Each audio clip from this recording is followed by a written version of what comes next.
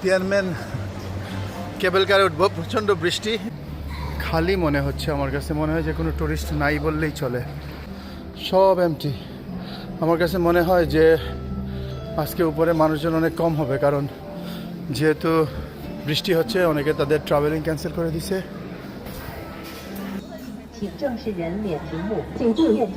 Thank you. প্রতিটা জায়গায় passport, প্রতিটা জায়গায় পাসপোর্ট, প্রতিটা জায়গায় পাসপোর্ট স্ক্যান। ওদের ফিজিক্যাল কোনো টিকিট নাই, সব কিছু পাসপোর্টের উপরে।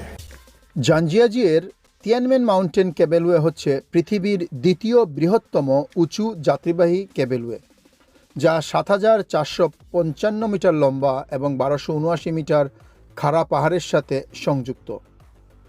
এটি ৩০ মিনিটের একটি যাত্রা, যা শহরের কেন্দ্রস্থল থেকে পর্বতের চূড়ার সাথে সংযুক্ত করে, এবং এর যাত্রাকালে রয়েছে অসম্ভব সুন্দর দৃশ্য উপভোগ করার সুযোগ।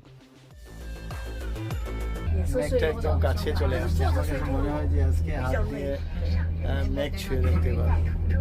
শহরটি পিছনে ফেলে যাচ্ছি সামনের দিকে, ঠিক পাহাড়ের পাদদেশে এই শহরটি।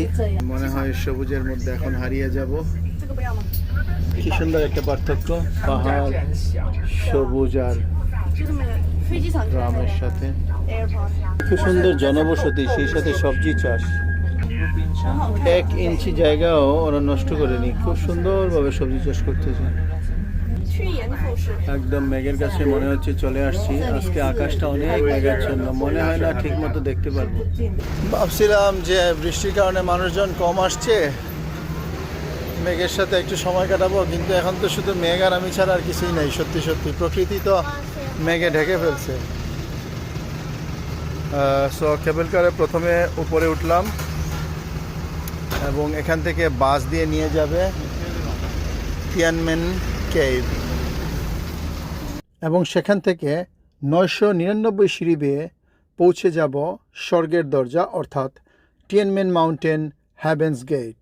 তবে নামার সময় হ্যাভেন্স গেট থেকে এসকেলেটরের মাধ্যমে তিয়ানমেন মাউন্টেন চলে আসব, এবং সেখান থেকে এক্সপ্রেস কেবলওয়ে অর্থাৎ হাই স্পিড কেবলওয়ে সরাসরি আমাকে পৌঁছে দিবে নিচে, যেখান থেকে ফ্রি শাটেল বাস সিটি সেন্টারের সাথে কানেক্টেড রয়েছে, এবং এর সব কিছুই লাইন এ অর্থাৎ অপশন এর অন্তর্ভুক্ত।